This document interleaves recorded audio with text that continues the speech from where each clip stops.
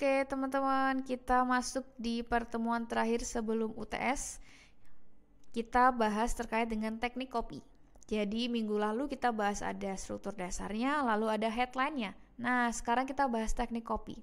Di sini ada 6 teknik copy. Yang pertama ada story copy.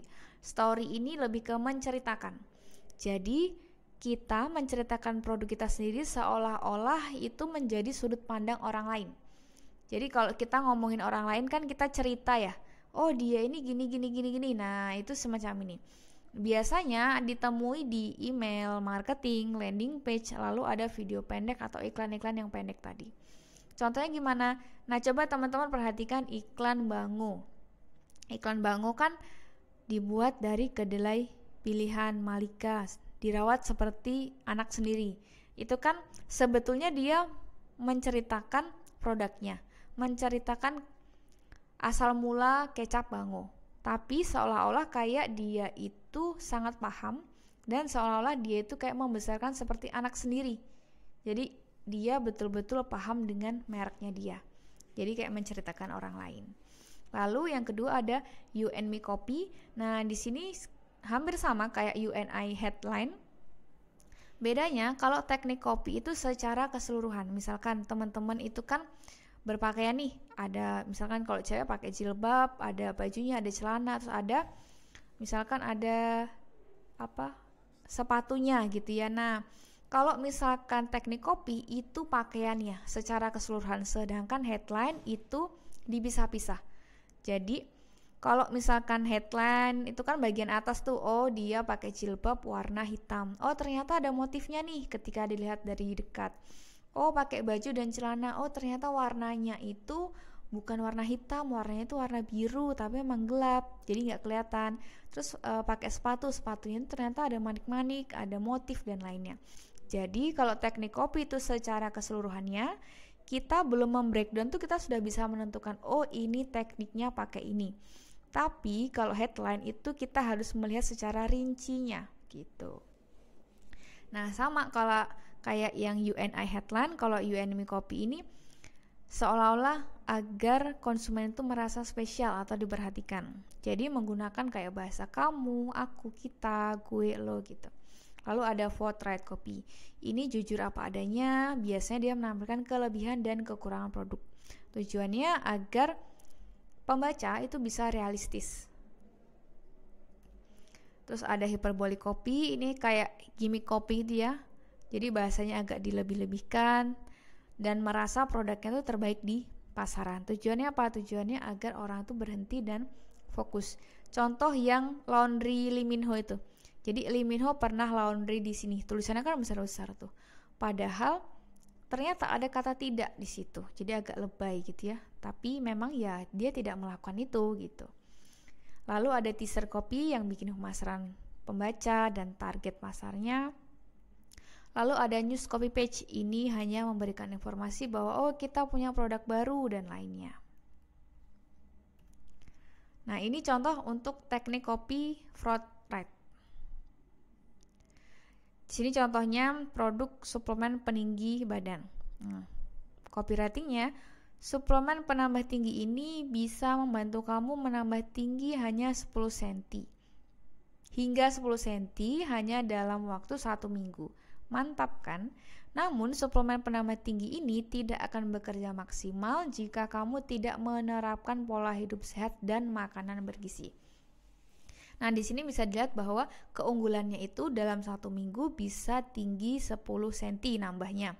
Tapi kalau kita nggak hidup sehat, kita nggak menjaga pola makan dan lainnya, itu nggak ngaruh. Nah, ini yang biasanya sulit ditampilkan oleh perusahaan, karena perusahaan kan pastinya pengen menampilkan yang bagus-bagus aja, nggak mungkin dong dia menampilkan yang jelek. Tapi terkadang ada tulisannya nih, misalkan syarat dan ketentuan berlaku atau sudah teruji secara klinis. Nah, itu nanti ada bintang-bintang, diuji dengan melakukan penelitian kepada 100 orang. Nah, itu juga bisa forthright termasuknya.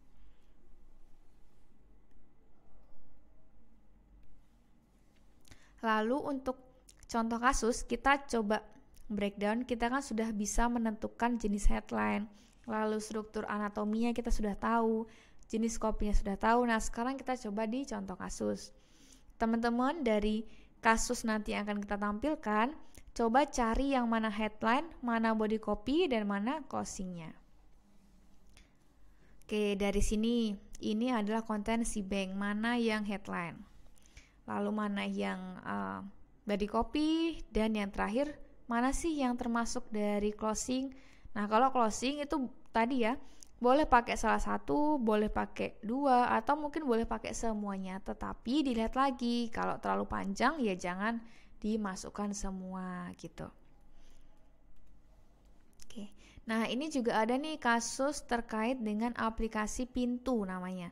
Nah, Pintu ini aplikasi yang digunakan untuk investasi kripto. Jadi kalau teman-teman nanti mau dengar, silahkan coba klik di YouTube gitu ya, cari iklan aplikasi Pintu Kripto. Nah, itu nanti akan muncul. Ini akan saya setelkan videonya kurang lebih 1 menit, tapi kalau tidak terdengar nanti ada transkrip di bawahnya.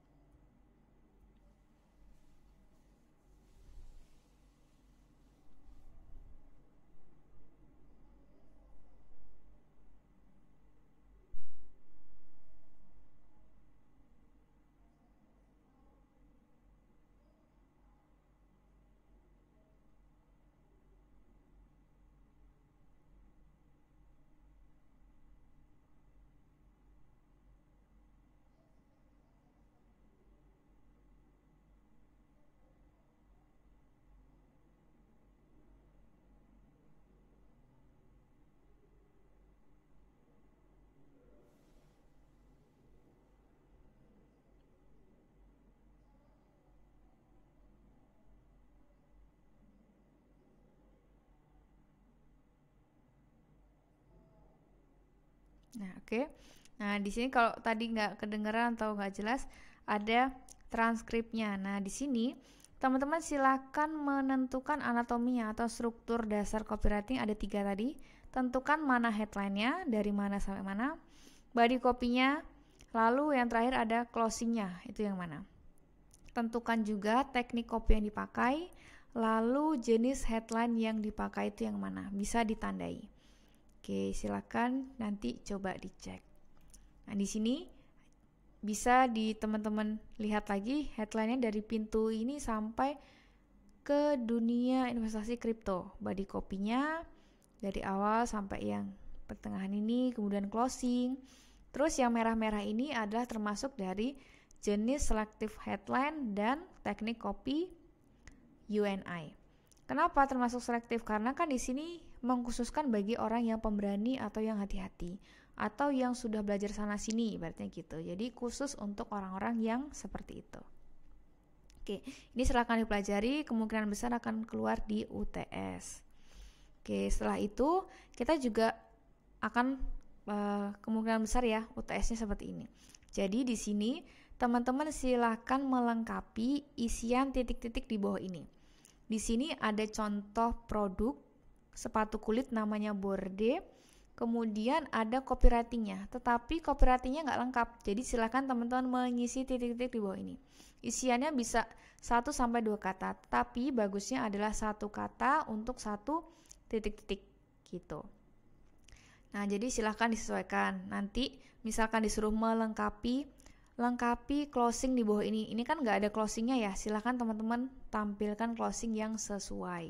Bisa keempatnya, bisa 2, atau mungkin salah satu. Disesuaikan dengan bahasa yang di sini, gitu ya. Ini tergantung dari kreatifnya teman-teman dalam menuliskan copy ini, gitu. Oke, terus misalkan ada yang nanya kira-kira untuk headline yang bagus tuh yang mana? Untuk yang teknik copy yang bagus yang mana? Nah, sebetulnya nggak ada kayak formula copy yang pas antara headline-nya atau antara si tekniknya, karena itu tergantung dari kebutuhan perusahaan.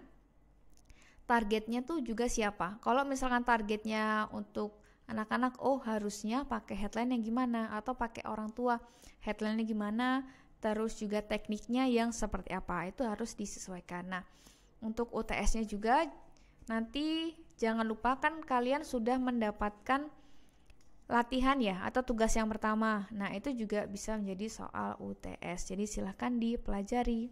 Oke, teman-teman, mungkin itu aja. Sekian dari saya. Terima kasih. Wassalamualaikum warahmatullahi wabarakatuh.